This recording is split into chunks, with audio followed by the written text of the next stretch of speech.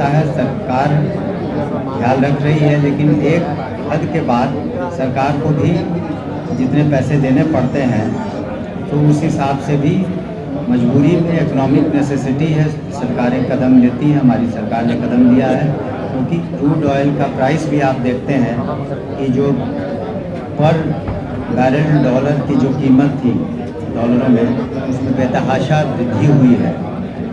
तो इसलिए इस तरह की कीमतें हैं, बढ़ी हैं। ये तो विचारणीय विषय है क्योंकि राज्य सरकार को भी अपने राजस्व को देखना है। तो ये तो सरकार जब ज़रूरत पड़ती है तो एटीएफ में आपने देखा था एक रियायत मिली थी, जो टरबाइन फ्यूल बोलते हैं, उसमें रियायत दी गई थी।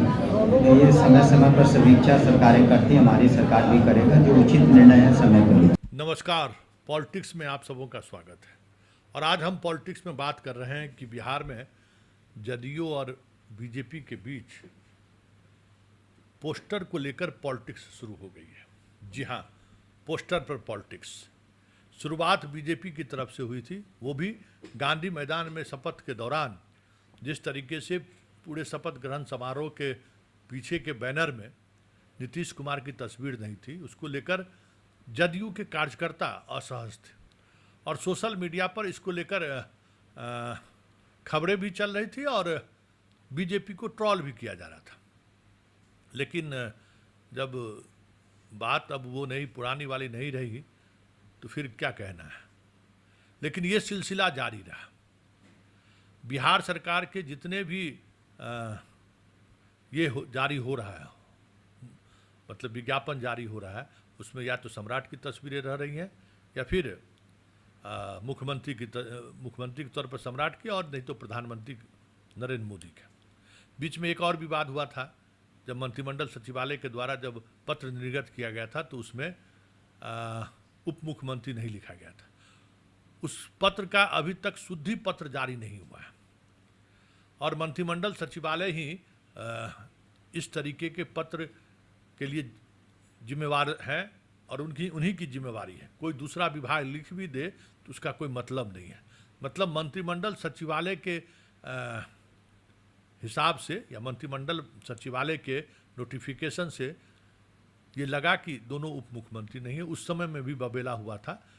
तो उसके बाद अखबारों में जब विज्ञापन आनी शुरू हुई तो उप मुख्यमंत्री के तौर पर दोनों का नाम आया, लेकिन फोटो नहीं आई, तस्वीर नहीं आई थी। ये तस्वीर का नहीं आना, इस तरीके से बात बढ़ जाएगी, किसी ने सपने में भी नहीं सोचा होगा। वो भी जब सामने में बीजेपी की सरकार हो और बीजेपी के मुख्यमंत्री हो, और वो भी सम्राट।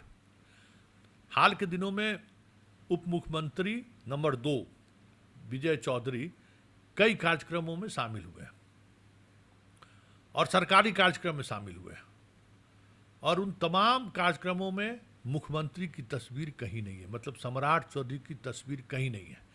विजय चौधरी और नहीं तो बिहार सरकार का जो प्रतीक चिन्ह है वो। मतलब पिछले 4-5 कार्यक्रमों में यह देखने को मिला है। इसका मतलब क्या है? क्या जदयू इस बात को लेकर असहज है? पोस्टर पॉलिटिक्स में जिस तरीके से जदयू को नज़रअंदाज किया जा रहा है, उससे जदयू असहज है, क्योंकि मुख्यमंत्री का तस्वीर नहीं होना अपने आप में बहुत बड़ी बात है, और वो इस तरीके से। और विभागीय कार्यक्रम में मतलब संकेत साफ है कि जदयू भले ही मुख्यमंत्री की कुर्सी सम्राट को दे दी है, समझौते की मूड में नहीं है या फिर दबाव झेलने को तैयार नहीं है। ये साफ दिख रहा है। मतलब आप जैसे को तैसा, आप जैसा व्यवहार कर रहे हैं वैसा अब जदयू के तरफ से भी होता हुआ दिख रहा है। और विजय चौधरी का इस तरीके से बैनर जारी करना संकेत है कि आने वाले समय में जदयू अपने तमाम कार्यक्रमों में मुख्यमंत्री को जगह न दे तो कोई बड़ी बात नहीं होगी, क्योंकि बिहार सरकार में जदयू खेमे के जितने मंत्री हैं वो मंत्री पूरी तौर पर विजय चौधरी के प्रति जिम्मेवार हैं। और ये संकेत विजय चौधरी बिना मंत्रियों के मंत्रणा से और नीतीश से, संजय झा से, ललन सिंह से सलाह लिए बगैर ये काम तो हमें नहीं लगता है कि वो किए होंगे, क्योंकि वो कुछ भी ऐसा नहीं करते हैं जिससे स्थिति बाद में उनका पोजीशन फॉल्स हो जाए। मतलब पोस्टर वार के सहारे जिस तरीके से बीजेपी जदयू को कॉर्नर करने की कोशिश की है, ठीक उसी तरीके से विजय चौधरी और विजेंद्र यादव ने अपने कार्यक्रमों में मुख्यमंत्री की तस्वीर नहीं लगाकर उनको कॉर्नर करना शुरू कर दिया है। अब इसकी क्या परिणति होगी कहना मुश्किल है, लेकिन इतना तो तय है कि विवाद की शुरुआत हो गई है और उस शुरुआत की झलक बैनर के सहारे जदयू ने दे दिया है। ऐसे में सवाल उठना लाजमी है कि ये संकेत देकर विजय सिन्हा, याद है ना, वो भी कुछ संकेत दिए थे लेकिन उनको बैकफुट पर आना, और विजय चौधरी ने भी संकेत दिया है। तो क्या विजय चौधरी का ये संकेत की स्थिति विजय सिन्हा वाली तो नहीं होगी, क्योंकि मुख्यमंत्री होता है, लेकिन विधायकों की संख्या 85 है और उस 85 विधायकों के रहते हुए हमें नहीं लगता है कि बीजेपी बहुत कुछ करने की स्थिति में है। वैसे इस तरीके के कदम से साफ है कि अंदर खाने में सब कुछ ठीक ठाक नहीं चल रहा है। अंदर खाने में कुछ न कुछ ऐसी बातें हैं जो संकेत दे रहा है कि ऑल इज नॉट वेल है। अब ये जो ऑल इज नॉट वेल है वो कितना दूर तलक है, ये आने वाले समय में धीरे धीरे मतलब जमीन पर दिखने लगे तो ये भी कोई बड़ी बात नहीं होगी, क्योंकि विजय चौधरी है और विजय चौधरी अमूमन इस तरीके के पोस्टर वार या बैनर वार से बचते रहे हैं, कंट्रोवर्सी से वो अपनी दूरी बनाए रखे हैं।